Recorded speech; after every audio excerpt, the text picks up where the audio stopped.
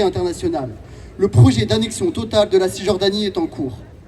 Ce sont des scènes jamais vues auparavant, qui s'inscrivent, tout comme l'attaque de la banque de semences, dans une logique de déposséder les Palestiniens et Palestiniennes de leur patrimoine culturel et religieux, comme pour ne plus laisser aucune preuve de leur existence. Il y a moins d'un an, ces tentatives étaient encore vouées à l'échec, mais aujourd'hui elles ont lieu librement et avec autorisation. Ben Gvir en a profité pour clamer. Tout comme nous avons prouvé qu'il est possible d'exercer la souveraineté sur l'esplanade d'Al-Aqsa, il est possible de conquérir la bande de Gaza et d'encourager l'immigration volontaire. La volonté d'effacement complet du Palestinien est bien réelle. Enfin, c'était il y a plusieurs jours, le meurtre raciste de Aouda Atalin, tué par balle face caméra par Yinon Lévy, un colon tristement connu pour sa haine exacerbée des Palestiniens et Palestiniennes. La scène s'est déroulée dans le village d'Oum al-Khair, dans la région de Masafer Yatta.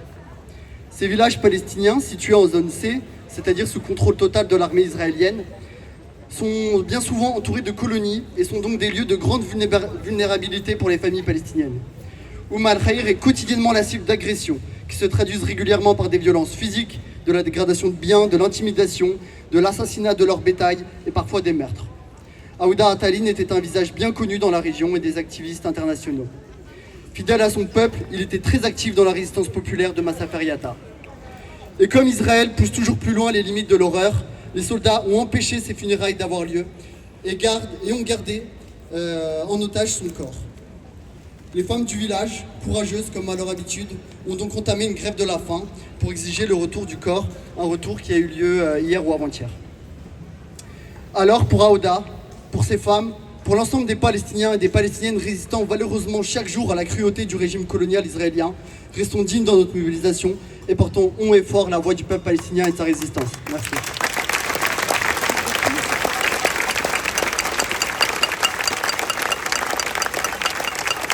Alors vous avez bien compris que pour les Palestiniens, on lâchera rien et on va le répéter. Pour les Palestiniens, on lâchera rien. Pour les Palestiniens, on lâchera rien. Pour les Palestiniens, on lâchera rien. Pour les Palestiniens, on lâchera rien. Pour les Palestiniens, on lâchera rien. Pour les Palestiniens, on lâchera rien. Merci à vous. Alors, j'ai évoqué tout à l'heure en introduction la complicité de notre gouvernement. On va vous donner, Dominique va nous lire des exemples, et notamment un exemple d'un événement qui a eu lieu concernant des étudiants de Gaza. Je vais le laisser vous lire ce texte. Merci à toi. Oui, merci. Merci Lila.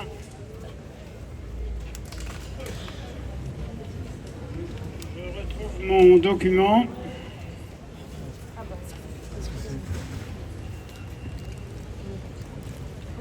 Voilà, sans doute vous le savez, le gouvernement français a décidé de suspendre à compter du 1er août 2025 les évacuations des étudiants palestiniens de Gaza.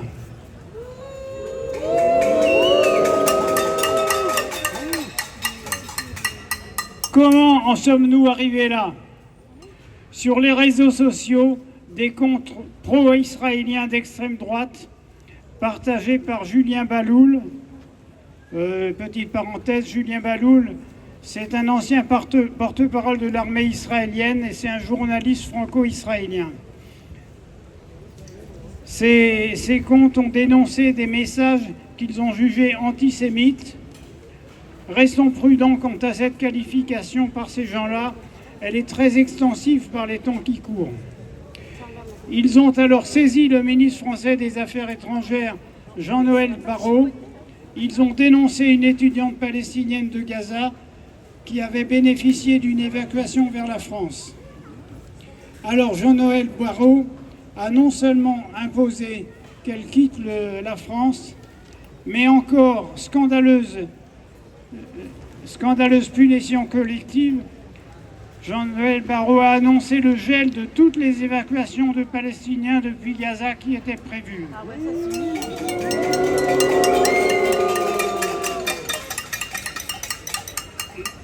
La situation à Gaza, évidemment, justifie que toute personne fuyant cette zone puisse bénéficier d'une protection internationale.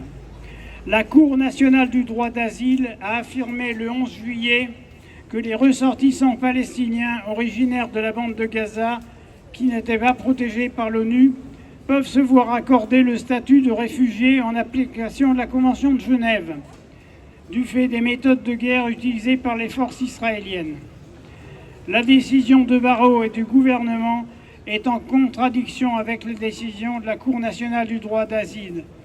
Et la France aggrave ainsi sa participation au projet israélien d'effacement et d'extermination des Palestiniens qui est à l'œuvre dans la bande de Gaza.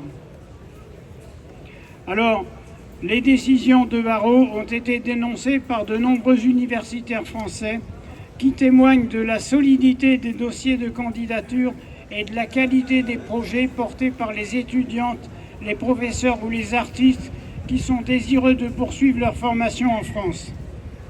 À l'heure où 95% des établissements éducatifs de Gaza ont été endommagés ou détruits par Israël, nous avons l'obligation d'ouvrir nos portes et nos institutions aux étudiants, à nos collègues des universités de Gaza. Voilà ce que disent ces universitaires de conscience. Également, la plateforme des ONG françaises pour la Palestine est intervenue. Elle considère que les vies des personnes qui faisaient l'objet de procédures d'évacuation engagées vers la France ne doivent pas être mises en danger par le gel des évacuations. Ces personnes et enfants blessés et leurs accompagnants, journalistes, étudiants, chercheurs et artistes qui bénéficient de ces procédures d'évacuation via l'action du Consulat général de France à Jérusalem doivent pouvoir quitter au plus vite la bande de Gaza où la population est menacée de famine généralisée et victime d'actes génocidaires. Comme la plateforme des ONG, nous appelons le ministère de l'Europe et des Affaires étrangères, Jean-Noël Barrot, à reprendre sans délai les évacuations de Palestiniens de la bande de Gaza vers la France.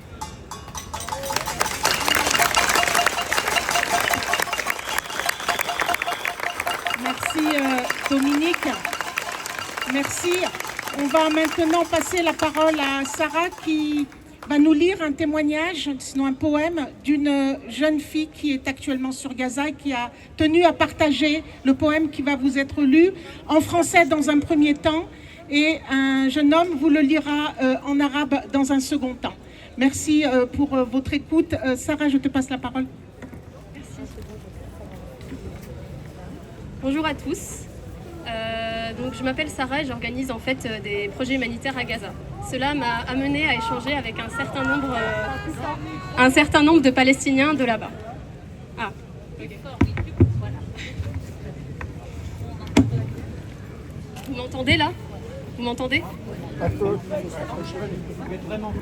Ah, ok. D'accord. Donc, bonjour à tous. Donc, comme j'ai pu vous dire, je m'appelle Sarah et j'organise des projets humanitaires à Gaza. Et cela m'a amené à échanger avec un certain nombre de Palestiniens de là-bas. Le message que je souhaite porter aujourd'hui est celui d'une Palestinienne avec qui j'échange régulièrement. Veuve d'un mari martyr sous le génocide, avec 8 enfants à charge, elle est atteinte, comme tous les Palestiniens, au plus profond de son être, de la situation qu'ils subissent. Écrivaine dans l'âme, elle nous partage ses pensées sous forme de poèmes. Voici un des messages qu'elle nous a écrit la semaine dernière, traduit depuis l'arabe. Ces jours sont lourds, comme s'ils marchaient sur nos poitrines, écrasant nos souffles, épuisant nos âmes dans un silence trempé de trahison. Chaque matin, nous nous réveillons avec des cœurs accablés, comme si nous portions le monde entier sur nos épaules. Nous ne cherchons plus la joie, mais seulement un instant qui ne fait pas mal. Une heure qui n'étouffe pas, une brise qui ressemble au répit. Nous faisons semblant d'être forts, nous rions pour ne pas tomber, mais en vérité, nous nous désintégrons en silence. Nous saignons de l'intérieur sans que personne ne nous voie. C'est comme si la vie avait décidé de peser tout son poids sur nous. Nous ne vivons pas, nous supportons.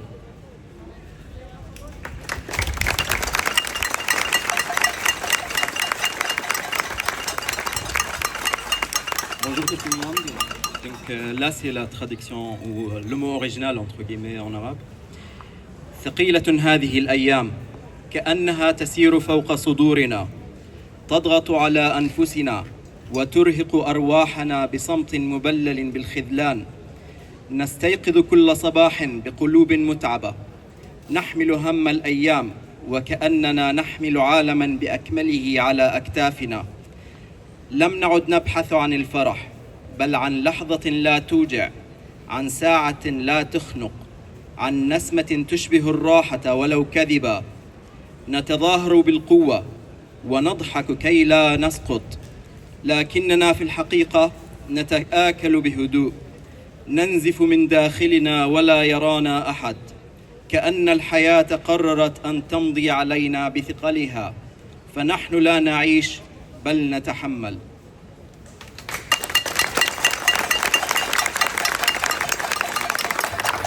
Merci à toi. Et nous répondons que Lyon est avec toi aussi à Gaza. Gaza, Gaza, Lyon est avec toi. Gaza, Gaza, Lyon est avec toi. Gaza, Gaza, Lyon est avec toi. Gaza, Gaza, Lyon est avec toi. Gaza, Gaza, Lyon est avec toi. Gaza, Gaza, Lyon est avec toi. Gaza, Gaza, Lyon est avec toi. Gaza, Gaza, on n'oublie pas, on pardonne pas. Gaza, Gaza, on n'oublie pas, on pardonne pas. Gaza, Gaza, on n'oublie pas, on pardonne pas. Gaza, Gaza, on n'oublie pas, on pardonne pas. Gaza, Gaza, on n'oublie pas, on pardonne pas. Alors je vais vous lire un petit texte rapidement.